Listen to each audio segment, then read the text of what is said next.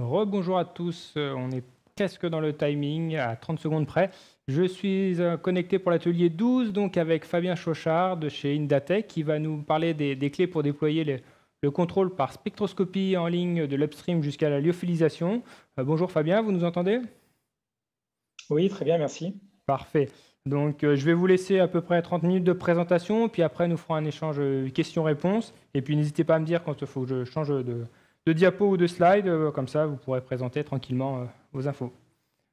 On va Ok, vous très passer bien, la merci. présentation en plein écran, comme ça vous allez pouvoir voir. À vous la main. Merci. Voilà, c'est Voilà, parti. bonjour à tous. Donc aujourd'hui, je compte vous présenter donc la spectroscopie dans l'environnement, je dirais, Industrie 4.0 et plus particulièrement les 4 clés qui sont importantes pour réussir à déployer efficacement cet outil. Donc slide suivante, s'il vous plaît. Voilà, donc le plan, je comptais faire une introduction sur un petit peu la place de la spectroscopie dans l'industrie 4.0, puisqu'on en a déjà entendu parler au début de la conférence. Rappeler les techniques de base de spectroscopie, comment elles fonctionnent. Ensuite, expliquer donc les enjeux qui sont importants. Et ensuite, je donnerai 3 exemples justement de déploiement de technologies sur des procédés biotechnologiques. Donc, slide suivante. Voilà, donc l'industrie 4.0, donc c'est un atout pour répondre réellement aux enjeux de la biotechnologie. Oui. Non, c'est bon, slide d'avant, voilà, parfait. Puisqu'en fait, la biotechnologie, c'est un domaine qui est en très forte croissance, qui est basé sur des entités vivantes qui peuvent être du coup complexes à comprendre, complexes à modéliser. Et surtout, quand on veut faire de la production sur des volumes plus grands et réduire les coûts, cette compréhension devient encore plus critique. Donc l'outil de digitalisation, qui, on l'a vu, doit absolument être adossé à la cybersécurité pour garantir la sécurité des données, va permettre en fait de capter des informations issues de la robotisation, de capteurs évolués ou même de plans d'expérience, comme on appelle le quality by design, pour générer en fait de la connaissance. Cette connaissance va permettre de créer ce qu'on appelle des jumeaux numériques qui vont permettre justement de déployer, de mieux comprendre les outils de production. Cela peut permettre également de faire de l'automation, cela peut permettre de faire du rétrocontrôle, donc ça c'est quelque chose d'important quand on fait du procédé continu, et ça peut également permettre de valider en temps réel des produits. La slide suivante. Voilà, donc là j'ai pris un exemple qui a été publié en Wallonie, en Belgique, d'une étude sur le déploiement d'un petit peu l'industrie 4.0 au sein de différentes industries. Et ce qu'on peut voir, c'est que la biotechnologie et la pharma se situent plutôt bien, voire même mieux que l'aéronautique, puisqu'on voit que déjà les premières phases de compréhension, de définition du besoin sont la plupart du temps passées et qu'à l'heure actuelle, les pharmas sont plutôt dans une phase d'expérimentation, c'est-à-dire de POC, où ils essaient justement de comprendre cet outil, comment le mettre en œuvre pour ensuite réussir réellement à le généraliser. Donc, je dirais que c'est du coup l'industrie plutôt dynamique sur ce point-là, et elle est essentiellement en phase de preuve de concept et de déploiement. Donc, slide suivante, s'il vous plaît. Voilà. Donc, on peut également voir que beaucoup d'outils ont été pris en compte, et notamment l'intelligence artificielle ou les jumeaux numériques qu'on entend également beaucoup actuellement, mais également tout ce qui va être appareil autonome. Donc là-dedans, on peut également mettre tout ce qui va être la spectroscopie. On peut également voir que par rapport à certaines industries, là aussi, il y a quand même des adoptions assez fortes. Et donc ça, je pense que c'est parce que les entreprises se rendent compte que cet outil peut vraiment permettre d'améliorer la capacité de production et la fiabilité. Donc sur la slide suivante, je vais vous montrer un exemple justement qui a été communiqué, puisqu'il n'y a pas beaucoup de communication en pharma, mais celui-ci, donc il y a eu la communication de la part des 3 assurances GSK, Siemens et Atos, sur justement le fait qu'il y a eu cette approche, un jumeau numérique qui a été déployé essentiellement pour digitaliser tout ce qui est production de vaccins, donc par GSK. Et on peut d'ailleurs voir que ceux qui soulignent avant tout, avant de parler de la production, ils parlent de temps de développement plus court pour les vaccins. Donc, c'est-à-dire que c'est vraiment un gain avant tout de connaissances qui va permettre de mieux comprendre et mieux déployer le système. Donc, cette solution, en l'occurrence, est basée sur plusieurs logiciels de Siemens, notamment SciPad, qui permet de communiquer avec les automates de production, d'autres portails d'automation et ensuite également d'autres systèmes de simulation et de tests qui vont permettre en fait de générer des données qui peuvent être utilisées pour mieux comprendre les nouvelles situations.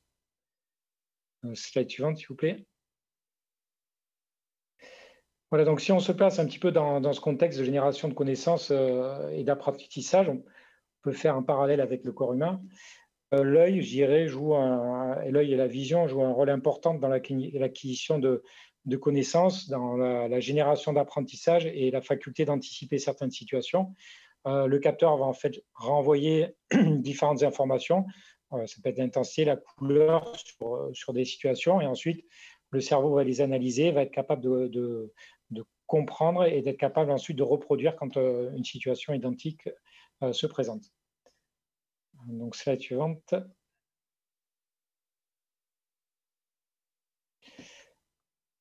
Voilà, donc je crois qu'il y en a une qui a dû sauter, il doit y en avoir une juste avant, je pense. Voilà. Parfait. Donc, dans ce cadre-là, on voit que la spectroscopie peut réellement être au cœur de cette industrie 4.0. Elle va générer beaucoup d'avantages. Dans un premier temps, elle va permettre de générer des données, de la traçabilité. Elle va aussi permettre d'interagir avec des machines robots.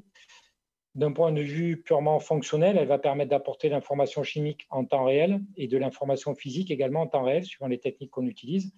Et ces informations-là vont pouvoir être remontées de manière à mieux comprendre le procédé, ce qu'on appelle le process dev, générer des jumeaux numériques, puisqu'en fait, ces informations vont permettre de créer l'intelligence pour déployer un système, ou elles peuvent également être ensuite utilisées pour valider, par exemple, des lots en production ou pour prendre des prises de décision également en production. Dans ce cas-là, on parle plutôt de rétrocontrôle. Donc là, c'est pour assurer, par exemple, des procédés en flux continu. Donc, slide suivante. Voilà, donc sur ce cœur, je dirais qu'il y a 4 points importants à prendre en compte quand on veut réellement mettre en jeu de manière efficace ces outils. Le premier, c'est le quality by design et la chimiométrie, c'est-à-dire la modélisation. Le deuxième va être la manière dont on prend la mesure et où on prend la mesure. Le troisième point va être la stratégie de déploiement, puisqu'en fait, soit on part de plusieurs échelles, donc il faut définir une stratégie dès le début. Et le dernier point va être l'automation et l'échange des données, la stratégie de sauvegarde des données. Sachant que le point 3 et le point 4 vont pouvoir interagir entre eux de manière à créer un écosystème un petit peu pour déployer le plus facilement possible les outils de production. Donc, slide suivante. Voilà, donc là, je vais juste faire un rappel sur les 3 techniques principales qu'on rencontre. Donc, la première donc, est la spectroscopie à Raman, où là, en fait, on a une diffusion inélastique de la lumière, c'est-à-dire que la lumière n'est pas purement diffusée, en fait, elle interagit avec le milieu et du coup, on reçoit des bandes d'émission qui sont réémises à des longueurs d'onde différentes de la lumière d'émission. Et ensuite, on va pouvoir interpréter ces bandes en termes de position et d'intensité, la position donnant le type d'entité qu'on est en train de mesurer. On peut voir des tables qui sont présentées à droite, et ensuite la hauteur.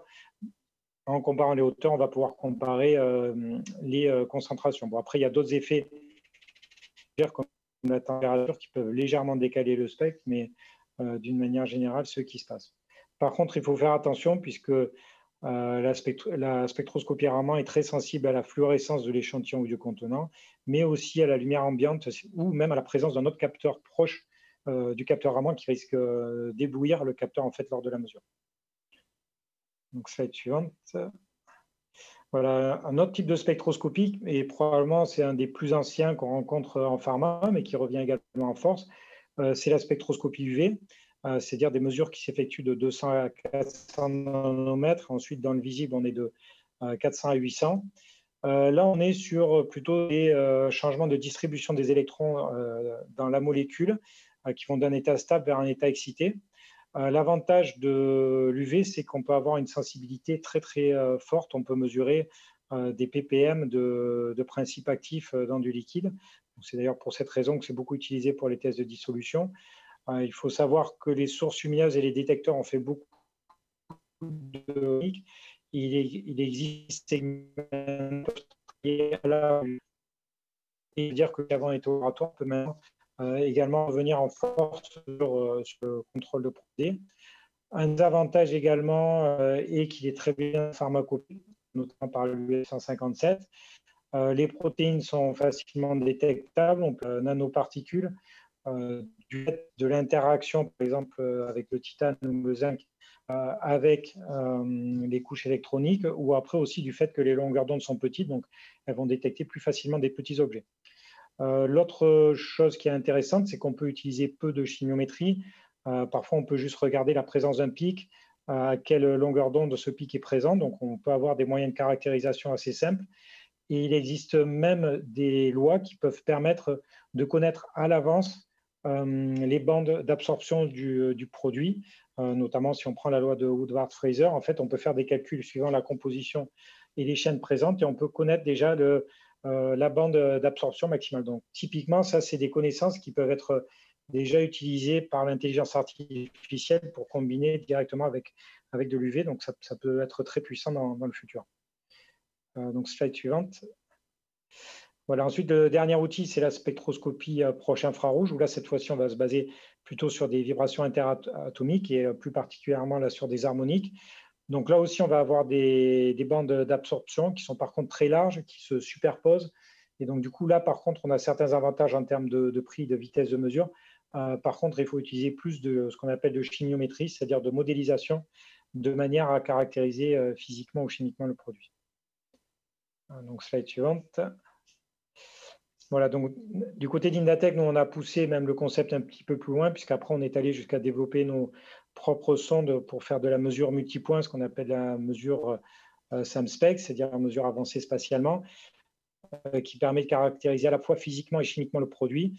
On peut voir cette approche un petit peu comme, je dirais, une technique à moitié entre l'imagerie hyperspectrale, où on va avoir un spectre pour chacun des pixels, et de la spectroscopie classique, où à ce moment-là, on va avoir juste un spectre. Voilà, slide suivante. Voilà, donc là, il y avait une jolie vidéo, mais bon, ça sera pour un autre jour. Donc voilà, donc ce que je propose, c'est ce tableau récapitulatif qui a été publié dans un guide justement sur le PAT, qui permet de voir en fait que justement, il n'y a pas une technique qui est supérieure par rapport aux autres, mais il y a plutôt plusieurs techniques. Il faut savoir quand utiliser la bonne. L'UV, par exemple, est une technique qui n'est pas coûteuse, qui est beaucoup plus sensible que toutes les autres, qui va permettre de mesurer des traces très petites. Par contre, c'est vrai qu'elle peut très vite saturer s'il y a des concentrations très fortes. Le Raman, c'est une technique qui, elle, va offrir une très bonne sélectivité, c'est-à-dire qu'on va bien voir des bandes d'émission sans trop de superposition, donc elle peut être confortable pour la compréhension. Par contre, elle reste chère, elle est quand même sensible à des phénomènes de fluorescence et notamment à la lumière externe. Le NIR, quant à lui, offre un bon ratio prix-performance. Combiné à la SRS, comme nous on le fait, ça permet également une analyse physique. Et surtout, avec le NIR, on peut atteindre des cadences de mesure très très hautes, puisqu'on peut aller jusqu'à de la mesure temps réel de comprimé en sortie de presse. Donc, slide suivante, s'il vous plaît.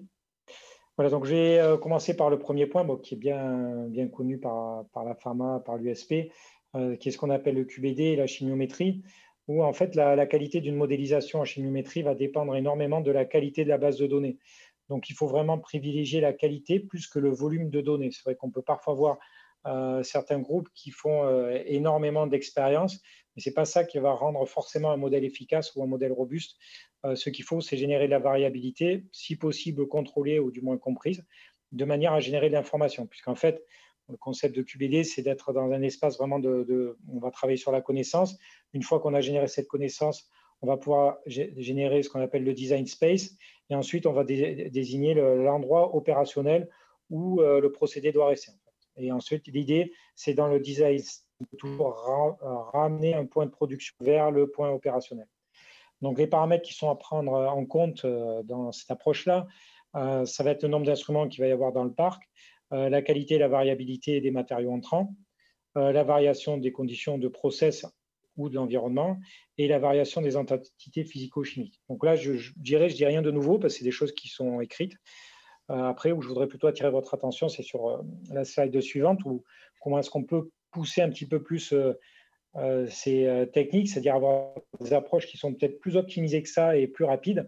La première qui commence à être pas mal déployée, on voit qu'elle commence à être utilisée puisque Sartorius commence à intéresser ça sur sa stratégie de calibration Raman, ça va être la technique de spiking, c'est-à-dire que plutôt que de faire des batchs qui coûtent très cher en biotechnologie en upstream, où en plus on garde des corrélations entre les variables du fait qu'il y a une entité qui consomme les nutriments, qui peut générer du coup des fausses corrélations. On va plutôt effectuer des prélèvements où on va rajouter des spikings, par exemple de glucose ou de lactate, de manière à avoir des spectres que naturellement on n'aurait pas, mais qui du coup vont apporter beaucoup d'informations pour casser des corrélations naturelles qu'on a ou aller un petit peu en dehors des zones qu'on a habituellement. Donc ça va permettre de générer rapidement une base de données qui contiendra beaucoup d'informations et qui va permettre au modèle d'être très robuste. Une autre technique qui est également utilisée, qu'on rencontre, qui était pas mal utilisée également en agro, ça va être ce qu'on appelle des techniques de bootstrapping ou de simulation. Et là, le principe, ça va être, une fois qu'on a une base de données, essayer de l'augmenter virtuellement en combinant les spectres ou en utilisant des lois qu'on connaît de manière à générer d'autres spectres qui vont permettre justement d'avoir une base de données plus importante avec une information mieux répartie. Donc, si je donne un exemple qui a pu être fait, ça peut être de mesurer des spectres d'un produit, le même produit, à différentes températures, de manière à regarder où se situe la variation de température sur le spectre, et ensuite rajouter cette variation sur les autres spectres qui existent dans la base de données, de manière à rajouter un impact de la température sur toute la base de données et pas juste sur un simple lot. Une autre approche qui est également publiée peut être de rajouter volontairement du bruit sur les spectres, de manière à tester la robustesse du modèle. Donc voilà, on peut jouer un petit peu là-dessus de manière à dégrader peut-être la base de données, mais également à la rendre plus robuste pour une utilisation réellement opérationnelle. La dernière technique qui, cette fois-ci, demande plus de connaissances en chimiométrie, ça va être ce qu'on appelle les techniques d'orthogonalisation. Donc là, le principe, c'est d'effectuer des expériences pour identifier des zones qui sont peu stables de modélisation par rapport, par exemple, à un effet qui peut apparaître sur le procédé, par exemple un changement de température. On sait que la culture cellulaire va osciller entre deux zones de température, ça va avoir un impact sur le spectre. Ce qu'on va faire, c'est qu'on va effectuer des mesures d'un échantillon à plusieurs températures. On va effectuer ce qu'on appelle une analyse en composantes principales dessus. Ça va donner une direction de modification, je dirais, du spectre. Et ensuite, on est capable d'éliminer ce sous-espace de la modélisation qu'on va faire dans le futur pour prédire, par exemple, les nutriments ou autres. Donc, avec ça, on peut, du coup, comprendre ce qu'on enlève et optimiser la base de données. Slide suivante. L'autre point important, c'est la prise de mesure, puisqu'en fait, on peut passer beaucoup de temps sur de l'analyse de données à utiliser peut-être des techniques très puissantes comme les réseaux de neurones ou ce qu'on appelle aussi support vecteur machine, mais ça ne sert à rien de sortir l'artillerie lourde si la mesure ne contient pas d'informations. C'est donc critique de choisir la bonne technique de mesure et la bonne mesure in situ. Donc, par exemple, en IR ou en UV, généralement, on va choisir le trajet optique qu'on utilise. Est-ce qu'on mesure en transmission? Est-ce qu'on mesure en rétrodiffusion ou transflexion? Bon, le Raman, lui, est plus limité à travailler tout le temps en rétrodiffusion. Donc, ça va être sur la prise de mesure. Mais également ensuite sur un procédé. Ce qui est important, c'est savoir où est-ce que c'est le mieux de mesurer. Si on a un très gros réacteur, ça peut être est-ce qu'il faut mesurer plutôt en bas, plutôt au milieu, plutôt près des pales, ou après, si on a un procédé continu, c'est est-ce qu'on mesure sur l'étape 1, 2 ou 3, où est-ce que c'est le plus intéressant de mesurer. Donc ça, la prise de mesure est particulièrement intéressante et on peut également aller plus loin, tout comme pour le QBD, donc ce qu'on va voir sur la slide suivante.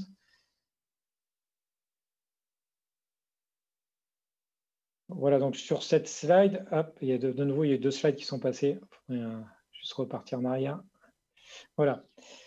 Donc là également, je présente trois approches que nous, on a pu mettre en place sur des besoins particuliers. Par exemple, sur la mesure UV de concentration de protéines, sur un procédé en fait, où on commençait par une concentration très élevée et ensuite des taux de dilution qui devenaient de plus en plus forts. L'objectif était d'avoir une précision très haute du début jusqu'à la fin. Et en fait, on s'est rendu compte qu'en utilisant deux sondes plutôt que d'une sonde avec des trajets optiques différents, c'est-à-dire des trajets optiques très courts pour mesurer les concentrations très élevées et des trajets optiques très importants pour les concentrations très, très diluées, on réussissait à avoir un modèle qui était bon sur l'ensemble du procédé. Et avec ça, du coup, ça permettait justement de qualifier le système en termes de performance requise par l'équipe de production. Un autre exemple qui peut être donné, c'est sur de la mesure, par exemple, d'émulsion de nanoglobules. Donc, c'est de plus en plus utilisé. À la base, c'est par exemple utilisé pour faire tout ce qui est injectable de lipides dans le corps humain quand on va à l'hôpital, mais bon, c'est aussi beaucoup utilisé pour protéger, par exemple, de l'ARN ou d'autres produits sensibles. Et donc là, l'objectif, il faut vraiment être capable de mesurer la taille des globules et de mesurer leur stabilité. Donc là, on a des produits qui peuvent être clairs au début et turbides à la fin. Et ensuite, on cherche également une information, du coup, qui est physique. Donc sur cette approche-là, nous, ce qu'on a déployé, par exemple, ça a été une mesure multi-angle qui permet de mesurer la lumière collimatée qui va contenir essentiellement de l'information sur le liquide et ensuite de la lumière diffusée qui va contenir l'information liée à la diffusion par les particules ou les globules de la lumière. Donc avec cette solution, on a plusieurs spectres qui vont permettre du coup d'avoir également des modèles bien plus performants que ceux qu'on aurait eu normalement avec une spectroscopie visible. Le dernier point, c'est par exemple sur de la mesure Raman. Donc, on a vu que l'effet de la fluorescence peut être assez fort. Et donc, par exemple, là, on avait comme besoin de mesurer des formulations d'insuline directement au travers des cartouches, sachant que ces cartouches génèrent de la fluorescence car il y a des impuretés dans le verre qui éblouissent en fait le Raman. Donc là, typiquement, on a fait un setup dédié avec, en jouant sur des longueurs d'onde d'émission du laser, c'est-à-dire changer la longueur d'onde d'émission du laser, mais aussi en jouant avec des spots de taille différente pour l'éclairage et pour la mesure. En ayant un spot plus large, on va être moins sensible lors de la mesure à l'effet, je dirais, diffusion du verre. Ça permet également d'améliorer les performances directement pour ce procédé de mesure à taille qui vise ensuite après à être continu. En slide suivante, s'il vous plaît. Ah, voilà. Là aussi, on a sauté un slide.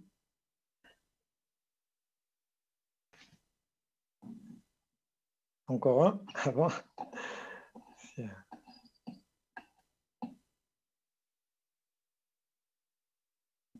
ne sais pas si c'est possible d'aller. Voilà, parfait. Voilà, je pense qu'on a sauté pas mal en fait. Il faudrait aller encore avant, en arrière. Voilà, hop, parfait. On y était presque. Ok, voilà. Donc la stratégie de prise de mesure, donc là aussi, ce qui est important là, sur le déploiement, c'est d'être capable de faciliter le transfert et le déploiement. Donc l'idée, c'est d'utiliser des accessoires qui vont être adaptés, qui vont permettre de passer facilement d'une phase vers l'autre, avec des techniques de mesure qui sont reproductibles par rapport à la production, et également la possibilité d'encapsuler les données, les modèles et les informations du produit. Donc, typiquement, donc on commence, je ne vais pas détailler le logigramme qui est fait là, mais on commence forcément par créer une base de données pour faire un modèle, une base de données pour faire le test. Ensuite, on fait le modèle. Ce modèle, on l'optimise. Et ensuite, ce modèle, quand on fait ce que nous, on appelle la recette, c'est-à-dire on va l'associer à un type de produit par rapport à un batch. Et en fait, tout ça va être encapsulé automatiquement dans l'automate ou dans la machine de mesure. Et en fait, ça va permettre justement de garder toute la traçabilité de ce qui a été fait de manière à déployer. Donc, si on va sur la slide suivante.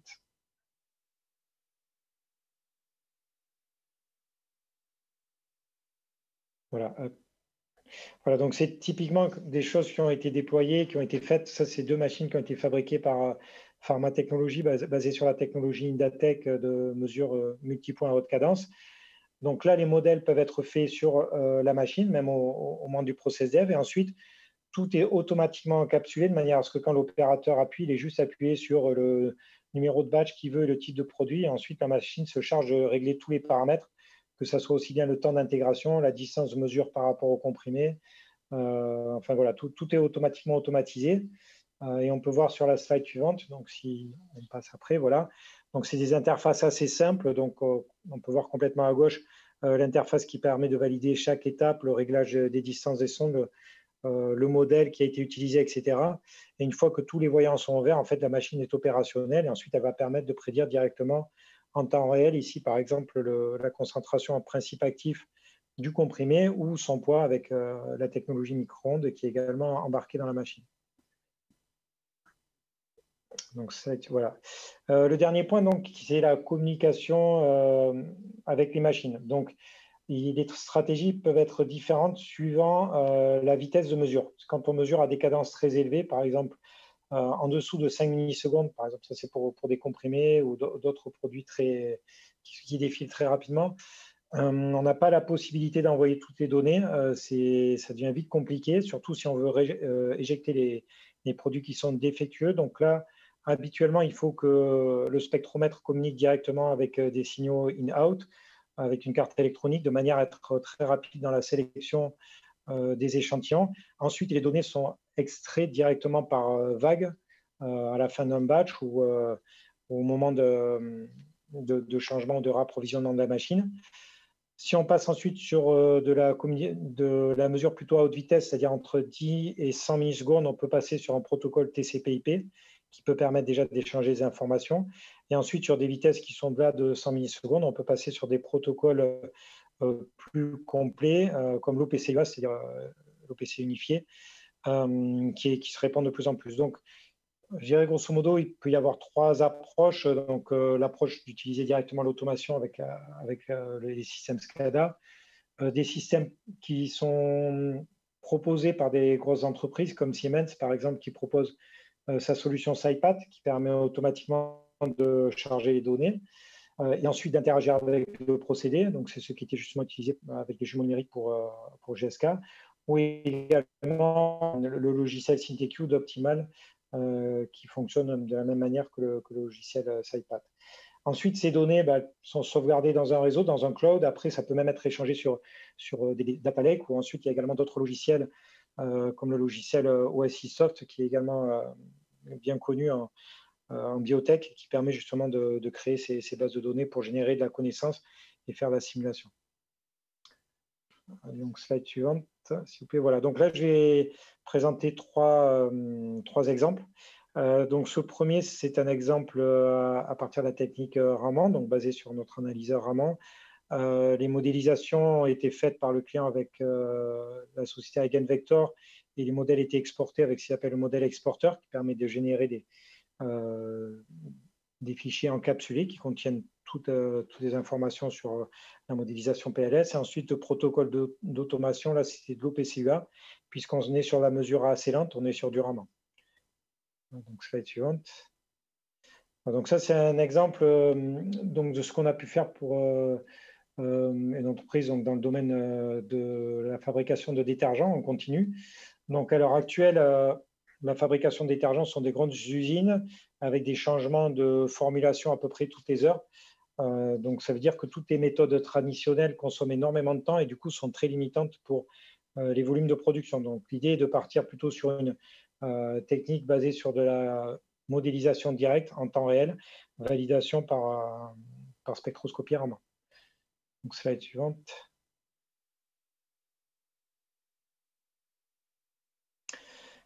Voilà, donc là, on peut voir comment ça s'est fait. Donc là, justement, il y a eu une réelle approche, en fait, de mettre en place un système qui a pu démarrer au labo et ensuite at line, de manière à générer la connaissance de la base de données.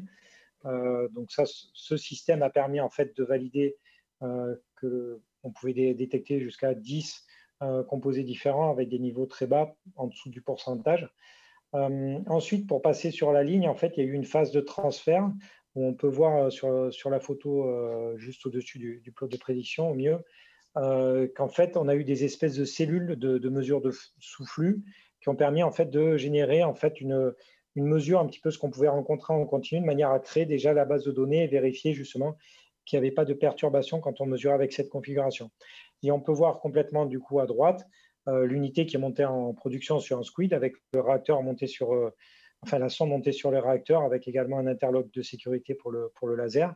Et toute la communication se faisait par OPC-UA de manière à lancer automatiquement la prise de mesure, dire à la machine quel modèle utiliser et quels étaient les paramètres à prédire. Voilà, slide suivante. Donc voilà, donc là on peut directement faire également un parallèle avec ce qui peut se faire en upstream. Donc ça c'est un exemple de quelque chose qu'on a fait avec le LRGP à Nancy, où là justement on va générer une base de données à partir d'une base d'échantillons qui va être dopée par exemple en glucose lactase, c'est-à-dire en faisant réellement un plan d'expérience complet. On va pouvoir mesurer ça avec un système at-line, de manière à se mettre le plus possible dans des conditions qui vont représenter ce qu'on a sur le procédé. Et ensuite, on va pouvoir passer sur des petites échelles et ensuite même finir sur des grandes échelles, sachant que là, en plus, ce qui a été fait, ça a été de de prédire plus que des nutriments, juste c'était d'aller prédire des critères qualitatifs des anticorps, en l'occurrence le taux de glycosylation de la protéine. Et on a pu vérifier sur les coefficients de régression, c'est-à-dire sur les longueurs d'onde qui étaient utilisées, qu'effectivement sur les protéines, il y avait également une partie relative au glucose qui était utilisée. Et donc ça permet d'utiliser le système également sur du feed harvest, comme on peut le voir sur le graphe en dessous. Donc j'ai mis la référence de l'article publié par un laboratoire dessous. Slide suivante, s'il vous plaît. Voilà, de l'autre exemple, donc ça c'est une autre approche. Donc là, avec 2 sondes en UV, idem avec une mesure avec le modèle exporteur et l'OPCUA qui est couplé au logiciel SynTQ. Slide suivante.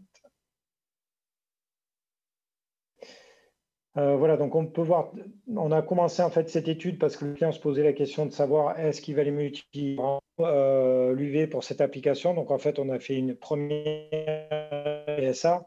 On s'est rapidement rendu compte que l'UV était bien plus performant en termes de prédiction, de niveau de sensibilité. On était 2 fois plus précis. Beaucoup plus rapide en temps de mesure, puisqu'avec l'UV, on mesurait en 50 millisecondes, alors qu'avec le Raman, on était plutôt à 100 secondes de temps de mesure. Et en termes de prix, on était à peu près à la moitié. Donc, du coup, on a retenu l'UV. Et on va voir sur la slide suivante ce qui a été fait. Voilà, donc ce qu'on peut voir à gauche, c'était l'analyse un petit peu du procédé où on avait un réservoir qui était rempli avec des produits de manière à créer une dissolution. Et ensuite, on avait une boucle qui permettait d'aller jusqu'au remplissage. L'analyse de risque a souligné qu'il pouvait y avoir des problèmes de cristallisation ou autre dans le pipe au moment du remplissage. Donc, ce qui a été décidé, ça a été d'utiliser 2 sondes de manière à mesurer à la fois ce qui se passe dans le réservoir de mélange, mais aussi valider juste avant le remplissage du vial que la concentration n'avait pas changé, qu'il n'y avait pas eu de phénomène de destruction ou autre qui avait pu apparaître en ligne. Et donc ça s'est fait automatiquement avec une communication au PCUA vers le logiciel SynTQ qui intégrait directement des modèles PLS. On va aller vers le dernier. Voilà, donc là, donc, du coup, je vais vous parler c'est un autre exemple où là, par contre, on va arriver sur de l'automation bien plus poussée avec notre partenaire GEA. Donc là, on a utilisé la technologie NIR-SAMSPEC de manière à prédire l'humidité dans les viales en sortie de freeze dryer. Donc, slide suivante. Je sais qu'il me reste peu de temps. Donc, voilà, donc on peut voir ici la sonde est montée sous le tapis de transfert et l'idée c'est de mesurer 100% des viales qui vont sortir donc des freeze dryers en production de manière à valider chacun des viales, sachant en plus que ces viales peuvent être taguées avec un QR code, un hologramme, ce qui peut permettre en fait de tracer le LIO jusqu'à la livraison au client. C'est-à-dire même s'il y a un problème avec le QR code, on peut retrouver du coup le spectre du produit, ses propriétés au moment de la sortie du batch. Donc slide suivante.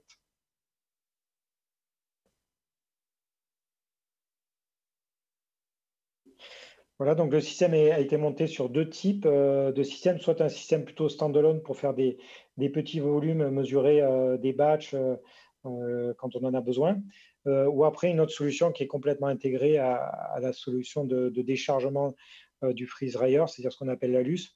Et là, donc, on a un système où on va pouvoir rejeter autour de 400 viales par minute avec une automation complète via SCADA. Donc, slide suivante.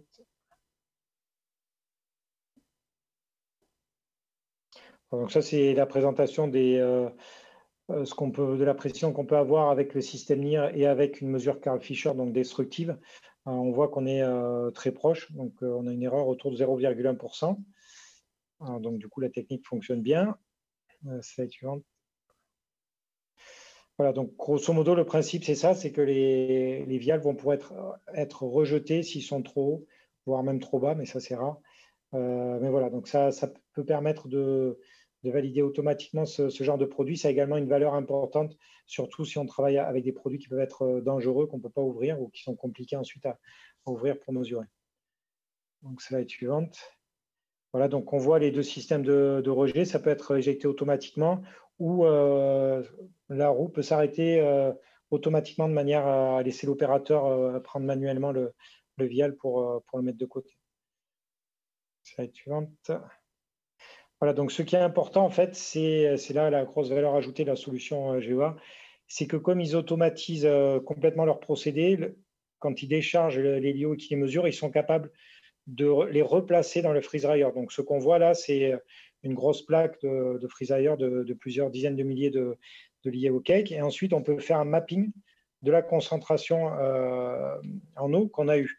Donc ça veut dire qu'on va pouvoir voir si le procédé est efficace, est-ce qu'il se comporte comme d'habitude, voire même si on voit qu'il y a des zones qui apparaissent, on peut dire qu'il y a éventuellement peut-être une fuite au niveau du freeze dryer, que peut-être il faut déclencher une maintenance préventive. Donc là, on est réellement dans l'industrie 4.0 et on peut également vraiment interagir avec des jumeaux numériques, puisqu'un jumeau numérique va savoir à peu près quel type de profil il est censé retrouver sur une plaque de freeze dryer. Et s'il voit des différences, il va pouvoir justement informer l'opérateur que voilà, il y a des risques sur les prochains lots, sachant que c'est des produits à très forte valeur ajoutée et que un freeze dryer de production, ça peut faire des millions de vials. Il vaut mieux anticiper ce genre de problème plutôt que de perdre un batch complet. La slide suivante. Donc voilà, on voit typiquement, si on clique sur un des petits carrés, on va venir zoomer sur les vials et puis on va pouvoir voir, par exemple, est-ce que si un vial a été rejeté, est-ce qu'il est isolé ou est-ce qu'il y a une tendance tout autour de lui qui pourrait traduire un impact lié au procédé plutôt qu'un problème de remplissage ou qui va être propre au vial. Et voilà, donc merci pour votre attention. Je pense qu'on peut discuter de ces sujets. Voilà, bon, c'était la suite. Merci beaucoup. Comme on a des petits problèmes pour vous avoir en direct, j'allais dire, on va vous poser quand même les questions sans vous refaire afficher à l'écran, désolé. On avait une question qui était arrivée. À quelle étape du développement d'un produit est-ce le plus rentable d'utiliser tous ces outils que vous nous avez présentés, qui vont de l'UV au Raman ou NIR? À quel moment vous pensez judicieusement le meilleur moment d'utiliser ça? Alors c'est vrai que fonction je dirais des approches qu'on a, on peut avoir différentes visions. Une première vision, c'est de se dire que si on place un instrument en process développement qui va pouvoir être utilisé pour le développement de plusieurs produits, donc ça veut dire que quelque part, l'amortissement du produit du spectromètre va être plus facile à réaliser puisqu'il y a peut-être sur la vie du produit, il y a peut-être 100 formules différentes qui vont passer, donc il va y avoir une grosse valeur ajoutée, alors que si on le met sur la production à la fin, on va mesurer plutôt un seul type de produit. Mais de notre côté, si c'est des nouveaux produits avec une forte valeur ajoutée, bon, du coup, ça peut être plus important de le mettre en ligne. Mais habituellement, on commence plutôt par du process dev qu'on va déployer plus tard. Commencer directement par la production, c'est souvent compliqué. D'accord, et je vois une question qui est un peu dans la suite, c'est concrètement, si on veut mettre en place les techniques de bootstrapping que vous avez un peu évoquées, elles permettent de robustifier, j'allais dire, les données spectrales que l'on acquiert. Concrètement, comment ça se passe? Alors, sur les techniques de bootstrapping, donc ça, c'est des choses qui se développent de plus en plus. Mais en fait, il faut effectivement créer d'abord une base de données qui va permettre de générer des variations, d'identifier ces variations. Et ensuite, une fois qu'on comprend la manière dont ces variations se développent, on va pouvoir les rajouter dans la base de données. Donc, ça veut dire que ces techniques commencent d'abord de nouveau par un espèce de plan d'expérience de manière à créer des variations, à être capable de les modéliser et ensuite on va pouvoir prendre la base de données et du coup la bruiter à partir de ce qu'on a appris en fait. Je vois Nicolas, est-ce que tu es toujours là avec nous? Je pense oui. Est-ce que tu as des questions toi aussi de ton côté? Effectivement, oui, j'ai plusieurs questions. Donc déjà, tout d'abord, merci beaucoup Fabien pour la présentation. C'est vrai que c'est toujours très agréable d'avoir des présentations où en plus on a le bonheur d'avoir des exemples concrets de ce qu'on peut faire. Et donc, des petites questions sur le dernier exemple que vous avez montré. La première concernant la détermination de l'humidité résiduelle post-lyophilisation dans l'analyse de l'hyosance. Est-ce que c'est compatible avec ce qui est mis en place comme norme dans les pharmacopées, que ce soit européennes, mais aussi pharmacopées qu'on retrouve aux États-Unis et au Japon, par exemple? Oui, là, on a ces outils, c'est déjà des outils là, qui commencent à se déployer. Donc, nous, on a 2 systèmes qui tournent aux États-Unis, des systèmes également en Europe. Donc, en fait, on réussit à atteindre des performances qui sont conformes et qui permettent justement de les déployer. C'est-à-dire on réussit à mesurer jusqu'à 0,3% d'humidité. Donc, ça veut dire que souvent, le seuil, il est à 1%. Il faut être précis à plus ou moins 0,1. Donc, bon, c'est des choses qu'on réussit à faire. Et on réussit également à mesurer Ça, c'est plutôt peut-être pour le process dev, mais la viabilité de la molécule, c'est-à-dire que si on a des molécules qui sont sensibles, qui peuvent se dégrader, souvent avec le NIR, on peut également vérifier que cette molécule n'a pas été dégradée pendant le freezing. D'accord. Une deuxième question toujours sur cet exemple. Est-ce que vous avez une idée du temps d'intégration nécessaire pour faire l'analyse? Parce que vous parliez de 400 flacons minutes, si je dis pas de bêtises. Donc ça voudrait dire moins d'une seconde pour faire une spectro? Oui, c'est ça. Là, on a un temps de mesure entre 100 millisecondes et 300 millisecondes par vial. D'accord, donc Et c'est sachant ultra que nous, notre technologie, ce qu'on a, c'est qu'on n'utilise pas un spectromètre classique, on a ce qu'on appelle une caméra hyperspectrale fibrée. Donc, ça veut dire qu'en une mesure, en fait, on réussit à avoir entre 12 et 24 points de mesure. Donc, ça permet aussi du coup de bien prendre en compte la variabilité du produit, comparé à un spectromètre classique qui prendrait juste un spectre et qui risque de manquer d'informations. Donc, on fait une mesure, mais cette mesure contient plusieurs spectres, en fait. D'accord, ok. Encore une autre question sur, je pense, la lyophilisation et les applications possibles de votre technologie. Est-ce que la méthode qui a été mise en place, elle doit être développée pour chaque produit ou c'est une méthode assez facilement transposable? Et la deuxième partie de la question, c'est est-ce qu'il y a des impacts, par exemple, sur la coloration du produit qui pourrait biaiser les résultats par absorption ou autre? Alors, tout d'abord, sur le fait de faire un modèle plus générique, c'est faisable si on a des formulations qui sont proches, parce que l'eau, c'est quand même un composé qui a un pic d'absorption très fort et très large. Donc, comparé à certains autres principes actifs, c'est compliqué. Là, l'eau, c'est quelque chose qui peut fonctionner. Donc, ça peut marcher, pas pour tout, mais quand même pour des recettes assez proches. Ensuite, l'autre question par rapport à la couleur. Là, on a vu ce sont des vials transparents, mais des vials bruns fonctionnent aussi. On peut aussi mesurer à travers des vials qui sont protégés un petit peu de la lumière parce qu'ils sont sensibles. Et ensuite, de la couleur du produit, eh bon, on a mesuré des produits qui peuvent être un peu jaunes ou autres. Et cela fonctionne aussi bien en fait. Et souvent d'ailleurs, on peut aussi avoir on peut voir une couleur dans le visible, mais en fait, elle est pas du tout présente dans le NIR. Donc ça aussi, on peut être piégé. Par exemple, si on fait une trace de marqueur dans l'infrarouge, c'est transparent. Donc quelque chose de noir peut être transparent dans l'infrarouge. Ok, d'accord, super. Peut-être une autre question, si on a encore le temps. Je crois qu'on a encore 2 minutes, donc je vais me permettre. Selon vous, à quel moment c'est le plus intéressant de vous contacter pour travailler ensemble et développer du coup la méthode analytique de Spectro qui serait la plus adaptée? Et comment est-ce qu'on vous contacte? C'est ma question préférée aujourd'hui, je suis désolé. Ah, c'est une bonne question.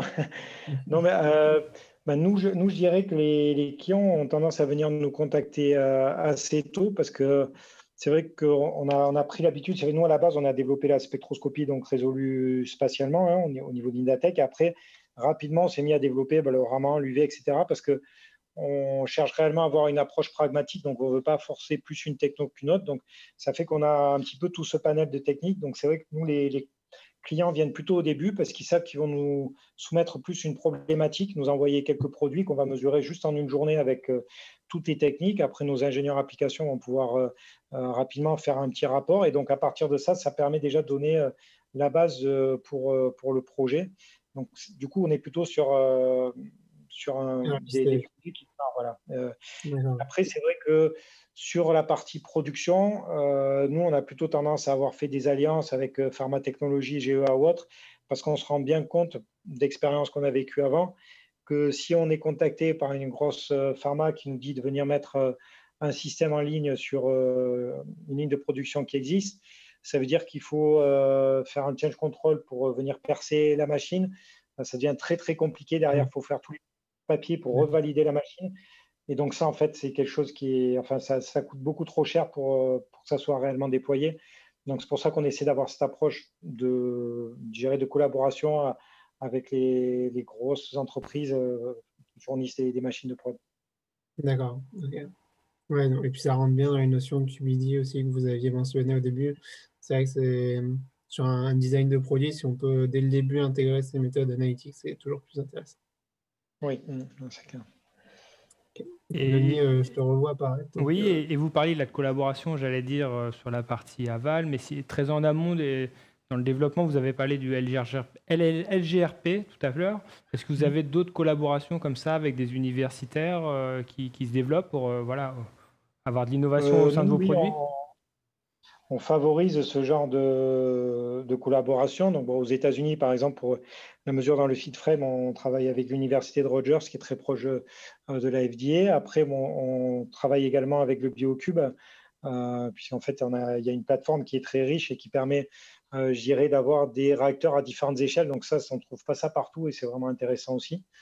Et ensuite, on est également en train de mettre en place une collaboration avec l'Université de Rowan, près de Philadelphie, aux États-Unis, pour travailler plutôt sur la cristallisation. Donc, on sait que ces partenariats sont très importants parce qu'ils permettent de peaufiner le développement des produits et en plus, ils peuvent servir aussi de base pour certains clients pharma pour vérifier leurs preuves de concept justement et les voir fonctionner avant de les déployer chez eux, quoi.